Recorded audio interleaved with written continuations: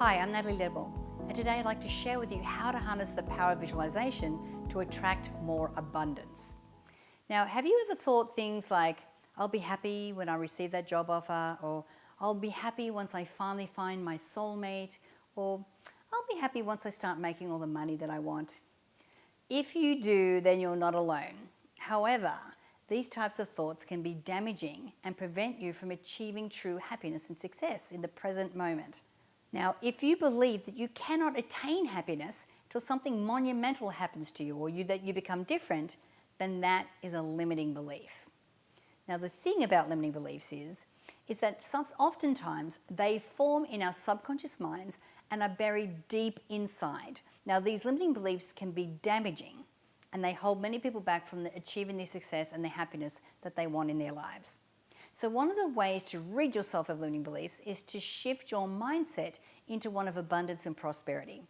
Though it may not be easy at first, it's very important that you do this if you're looking to experience true freedom in your life so that you can achieve any and all of your goals.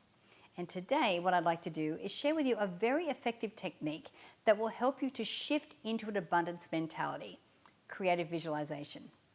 Now, if you're ready to invite in more abundance and more prosperity and more happiness and joy into your life, then here are 5 simple steps that you can use to harness the power of visualization. So step number 1, get clear about what it is that you want. Now, the first step to getting you to where you want to be in life is to know what it is that you actually want. Now, it sounds very simple, yet many people still fail at it because they're not really clear on this crucial step. So if this sounds like you and you're feeling confused and overwhelmed with having too many goals and you don't know where to start, write down all of the things that you want and then choose the one that is the most important to you right now. Now, once you choose what is the most important to you right now, we're going to go into step 2, which is affirmations. Now, with your affirmations, it's important that we use affirmations to describe this future or this goal that you want to achieve. Now, how we don't use affirmations is by writing a list of things that are not true right now, standing in front of the mirror and going, I am wealthy, I'm healthy, I'm loving, I'm wealthy, whatever that is, when it's not actually true now. Because you know that voice in your head is going to pop up and go, who are you kidding? The way that we use affirmations is that, then the reason we do that is because they have to be written in present tense as if they exist now. And you'll find out in step 3 why that is. It's because we use them as fuel for our visualization. And when we're visualizing, we have to see ourselves already in that future. This is why they need to be written in present tense. We need to make sure that their affirmations start as many with the words I am, because that's taking ownership. And we also only want to use the words of the things that we do want. So I am debt-free, or I am pain-free, or I'm no longer lonely are not affirmations because they're using the words that we do not want to attract. So we would say I'm financially free, I'm in a loving and supporting relationship, I have an amazing health and vitality. So make sure that you use your affirmations, write them out. And there are 5 types of affirmations I recommend that you write. First of all, write what it is that you want. Affirmations describing what you want. Number 2, describe what life looks like now that you're already there. So number 3 is to write why. Why do you want to achieve this goal? Step number 4 is your actions. So what changes do you need to make to your daily routine or your daily practice to be able to achieve this goal? And number 5 is your thought affirmations. So how do you need to change the way you think? If you're aware of limiting beliefs and thoughts that are holding you back and you write them down, make sure that you add affirmations that are the opposite of them and the thoughts that you choose to think rather than ones that you're thinking now. Once you have this list, we're going to step 3, which is visualization.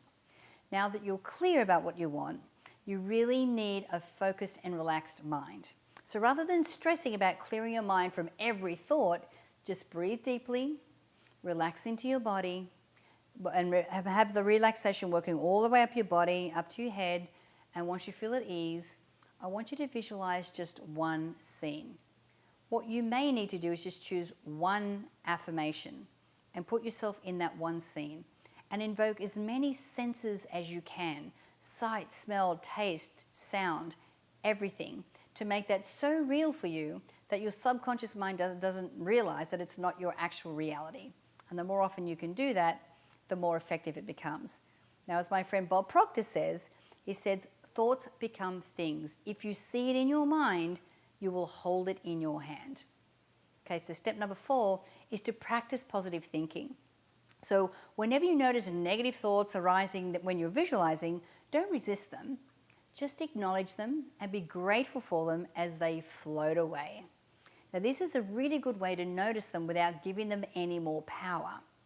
Now, these are mainly limiting beliefs or programs that simply aren't true. So acknowledge them as just that, thoughts that are not true.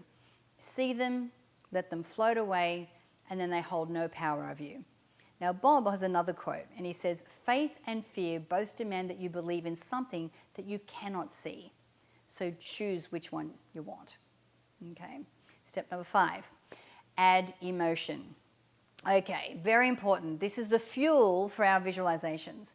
So if you struggle at adding emotion to your visualization, start by thinking about a moment where you experienced some sort of success or some happiness from the past.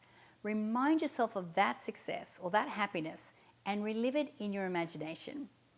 Visualize the experience or the event as clearly as you can and let the positive feeling that you experience at that time become alive in you again. Then, once you're in that beautiful high elevated emotion, then pick a scene that you want to visualize and create, and then do that from that higher vibrational emotion. Now, before I go, I'd like to ask you, do you have any law of attraction tips that have helped you create wealth? And if you do, could you please share them with others? Because when you do, you're aligning yourself with the unlimited energy of abundance as you're helping others to create more as well. My name is Natalie Ledwell, and stay tuned for a new release every Thursday and Saturday. Thanks for watching, and bye for now.